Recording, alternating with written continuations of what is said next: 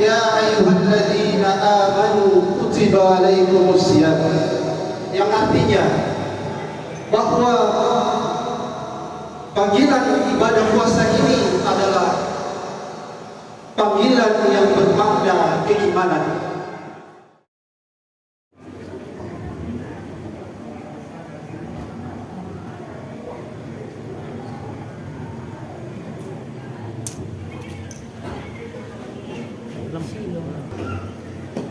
Assalamualaikum warahmatullahi wabarakatuh.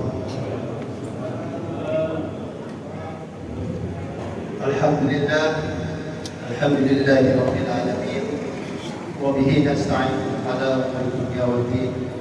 Asyhadu an la ilaha illallah wa asyhadu anna Muhammadan abduhu wa rasuluh. Allahumma shalli ala Muhammad wa ala alihi wa ashabihi ajma'in wa man walah. Amma ba'd. Qala Allah ta'ala fi kitabihil karim, a'udzu billahi minasyaitonir rajim. Bismillahirrahmanirrahim. Ya ayyuhalladzina amanu kutiba alaikumusiyam kama kutiba alal ladzina min qablikum la'allakum tattaqun. Jamaah salat Isya tarawih yang insyaallah dirahmati oleh Allah Subhanahu wa taala. Alhamdulillah, kita patut bersyukur atas apa yang telah Allah berikan kepada kita, atas nikmat Islam, nikmat umur, nikmat kesempatan, sehingga kita bisa melaksanakan salah satu kewajiban kita sebagai umat Islam, yaitu melaksanakan ibadah puasa dari waktu sahur sampai pada menjelang buka puasa.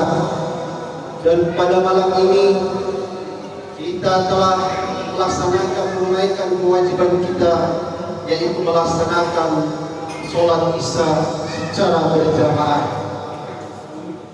Dan insyaallah kita akan bersama-sama melaksanakan sholat tarawih secara berjamaah pula. Semoga ibadah puasa kita di hari ini dicatat oleh Allah Subhanahu wa taala sebagai amalan yang bernilai ibadah di sisi Allah Subhanahu wa taala. Amin ya rabbal alamin. Jemaah salat Isya tarawih witir yang dirahmati oleh Allah Subhanahu wa taala. Kalaulah perintah puasa ini Allah Subhanahu wa taala menggambarkan di dalam Al-Qur'an sebagaimana yang kami bacakan sebelumnya, bahwa di dalam Al-Qur'an Allah Subhanahu wa taala mengatakan, ya ayyuhalladzina amanu kutiba alaikumusiyam, yang artinya bahwa panggilan ibadah puasa ini adalah panggilan yang bermakna keimanan. Dan Allah Subhanahu wa taala tidak menggambarkan di dalam Al-Qur'an, ya ayyuhalladzina amanu, ya ayyuhalladzina amanu muslimun, yang artinya bahwa Allah Subhanahu wa taala tidak memanggil kita di bulan Ramadan ini dengan kata wahai orang-orang muslim. Juga Allah Subhanahu wa taala tidak menggambarkan di dalam Al-Qur'an perintah akan berpuasa di bulan Ramadan, ya ayyuhan nas, wahai seorang manusia. Akan tetapi perintah di bulan Ramadan ini adalah panggilan keimanan, yaitu ya ayyuhalladzina amanu kutiba alaikumusiyam, wahai orang-orang yang beriman, berpuasalah sebagaimana kalian melihat puasa para sebelum kita. Jemaah yang dirahmati Allah Subhanahu wa taala, di bulan Ramadan adalah bulan yang penuh dengan keberkahan.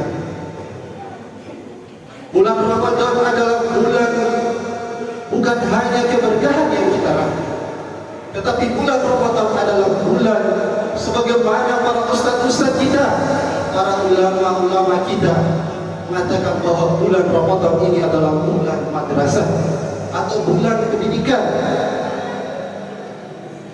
Dengan cita-cita besar kita, setelah kita melewati bulan Ramadan ini, kemudian di bulan-bulan berikutnya kita senantiasa melaksanakan apa yang kita laksanakan selama bulan Ramadan.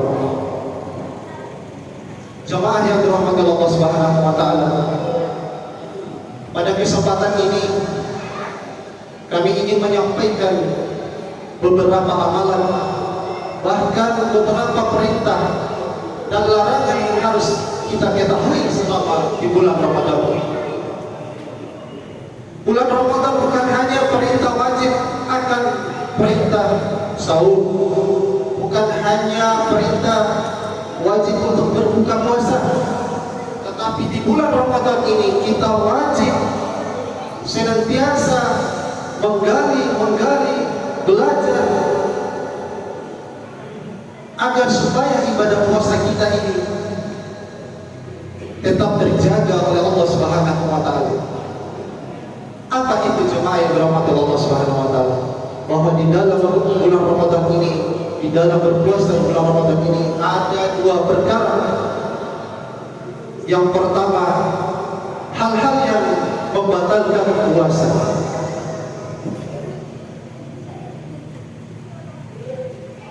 Allah Subhanahu wa taala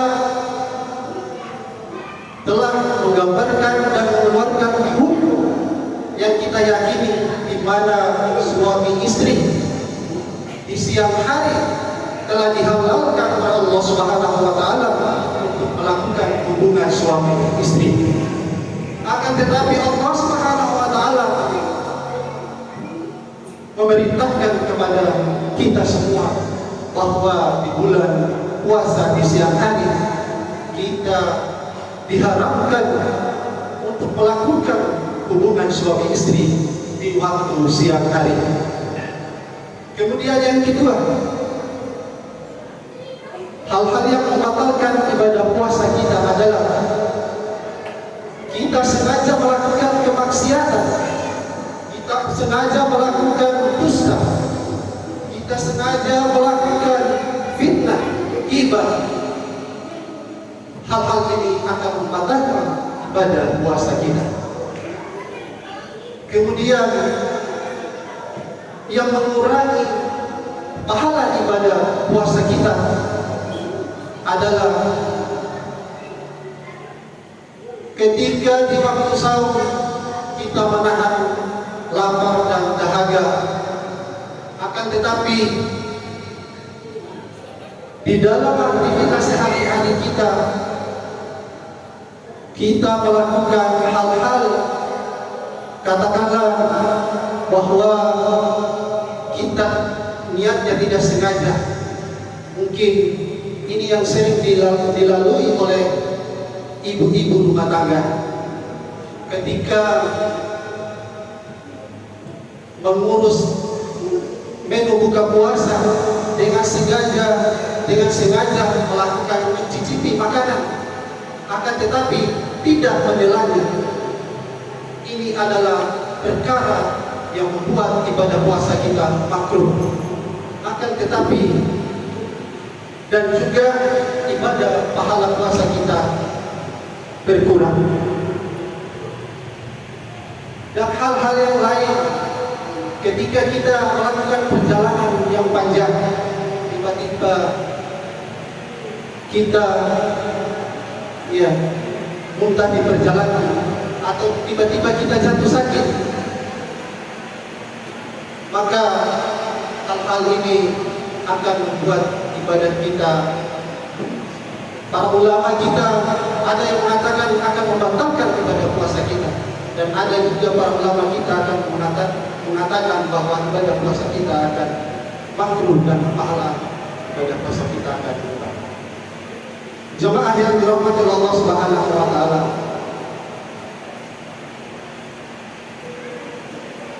di menjelang 10 hari pertama ini, mari kita evaluasi diri kita.